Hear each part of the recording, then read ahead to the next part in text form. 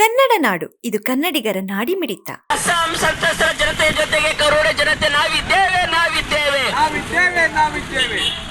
ಅಸ್ಸಾಂನಲ್ಲಿ ಏನು ಮಳೆ ಬಂದು ಪ್ರವಾಹ ಬಂದು ಇವತ್ತು ಇಡೀ ಅಸ್ಸಾಂ ರಾಜ್ಯನೇ ಮಳೆಯಿಂದ ಸಂಪೂರ್ಣ ಇವತ್ತು ಮನೆಗಳು ಎಲ್ಲವೂ ಇವತ್ತು ಕೊಚ್ಕೊಂಡೋಗಿದೆ.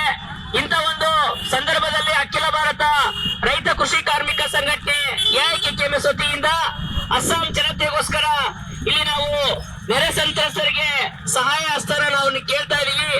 ಸೊ ಅಖಿಲ ಭಾರತ ರೈತ ಕೃಷಿ ಕಾರ್ಮಿಕ ಸಂಘಟನೆ ಇಡೀ ದೇಶದಲ್ಲಿ ಇವತ್ತು ಯಾವುದೇ ಒಂದು ಪ್ರವಾಹ ಆಗ್ಲಿ ಭೂಕಂಪ ಆಗ್ಲಿ ಏನೇ ಒಂದು ಮಾನವರಿಗೆ ಆಪತ್ತು ಬಂದಾಗ ನಾವು ರೈತ ಸಂಘಟನೆ ಆ ಒಂದು ಜನತೆಗೋಸ್ಕರ ನಾವಿದೀವಿ, ನಿಮ್ ಜೊತೆ ಇರ್ತೀವಿ ಅಂತೇಳಿ ಈ ಮೂಲಕ ನಾವು ಕೇಳ್ಕೊಳ್ತಾ ಇದೀವಿ. ಬೆಳಗ್ಗೆಯಿಂದ ಕುರುಗೋಡಿನ ಜನತೆ ಆ ಒಂದು ನೆರೆ ಸಂತ್ರಸ್ತರಿಗೆ ಅವರಿಂದ ಆದಷ್ಟು ಸಹಾಯನ ನೀಡಿದ್ದಾರೆ.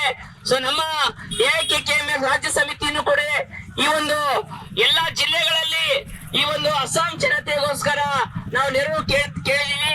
ಸೊ ಇಲ್ಲಿನ ಒಡನೆ ಡಾಕ್ಟರ್ಸ್ ಏನೇನು ಸಾಧ್ಯ ಆಗುತ್ತೋ ಅಕ್ಕಿ ಬೇಳೆ ಏನೇನು ನಾವಿಂದ ಕರ್ನಾಟಕದಿಂದ ನಾವು ಕೊಡಕ್ಕಾಗುತ್ತೋ ಈ ಒಂದು ಇಲ್ಲಿಂದ ನಾವು ತಗೊಂಡು ಹೋಗ್ಬೇಕು.